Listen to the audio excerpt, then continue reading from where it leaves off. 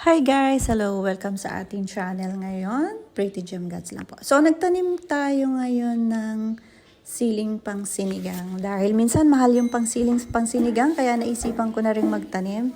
So, tignan niyo kung paano ko siya itatanim. Isa-isa, kukunin mo siya dun sa isang kung pinagpunlaan niya. Ayan. So, malalaki na yan, kaya hindi na yan mamamatay or matutuyot pa kasi may mga ugat na talaga siya. So, maghuhukay ka lang dyan at ilalagay mo yung isang sili. Isa-isa lang. Kasi pag lumaki yan, medyo para hindi magsiksikan din. Ayan. So, sa space naman niya, okay lang yan. Kasi medyo maliit lang yung pagtataniman ko, kaya medyo magkakatabi lang sila. Pero, tama lang yan. Magbubunga pa rin naman yan. Ayan. So, ayan mga guys. So, kung balak ninyong magtanim ng siling pansinigang para hindi na kayo bumili. Kasi minsan napakamahal niyan. Minsan naman makakalimutan mong bumili niyan. Madalas kasi ganun ang nangyayari sa akin. Kaya naisipan ko magtanim na lang. Para kapag magsisinigang ako, pipitas na lang ako dyan sa garden ko. So, madali lang naman magtanim. Bumili lang kayo ng mga punla. At sigurado naman yung mabubuhay na. Kasi nga, sabi ko nga kanina, may mga ugat na siya.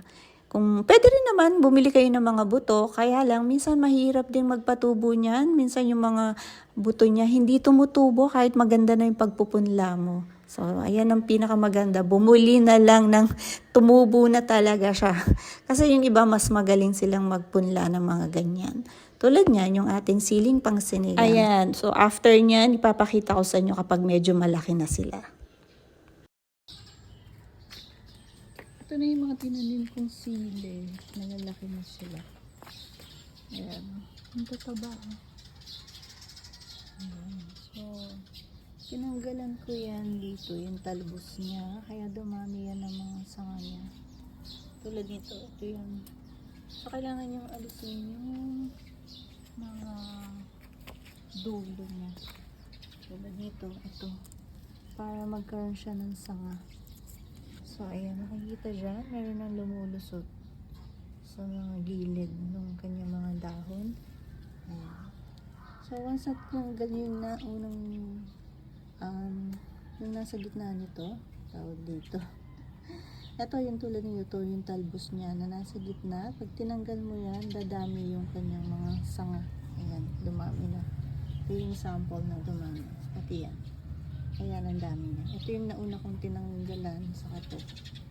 So, yung iba, hindi pa. So, tingnan nyo yung pagkakaiba.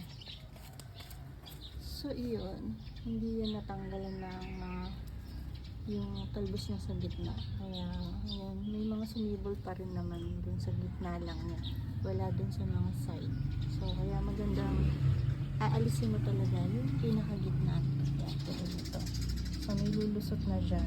Kaya dito sa side niya. Ayan. So, ayan. Yung siling pang sinigang natin. Ayan. Taba-taba nila. So, may mga pandan ko. Ayan. So, ayan. May bumubutas naman sa kanila. Ayan siya. Ayan. Tip, yan yung ano lang. Isang tip na gagawin niyo sa mga tanim ninyong mga sili. Siling pansinigan man yan or siling ng maanghang. So, mini garden ko. See? Ang ganda ang taba. Ito naman yung iba ko pang mga tanim. Ito hindi ko tinanggalan ng talbos siya. Pero meron din naman siya sa gitna. Ayan, nagdoble na siya. Doble na rin. Tapos, ang gagawin natin ngayon, ganito dapat. So, aalisin nyo yung talbos niya sa gitna para dumami yung kanyang mga sanga. Yeah. So, alisin natin yung iba pa. Eto pa siya. Papadamihin natin yung kanilang mga sanga. Madami yan. Huwag kayong mag-alala. Sumisira. So, alisin natin yan. Meron siyang insekto. Kaya siya kumulot. Ayan o. So, alisin na natin lahat yan. Para dumami yung kanyang talbos. Ito. As in, may sumira talaga. So, alisin natin yan. Pero magkakasanga pa yan. Ito pa yung isa. Ayan. So, ganyan ang gawin ninyo sa inyong mga sili. Kakatalbos pa rin yan. Ito ay wag na kasi dalawa na siya. Ito, alisin naman natin. Ito po. Siling pansinigang din yan. Kasama nung nandun ko. Yung mga tanim ko dun. Ayan. Ito, nagdoble. Pero since pangit siya, dahil parang na-insekto siya, alisin na rin natin. Ay, pag-alala, magkakaroon pa rin yan ng magtatalbos pa rin yan. Dadami yan dun sa mga dahon-dahon niya, may lulusot pa rin yan. Ito rin, alisin natin kasi pumangit.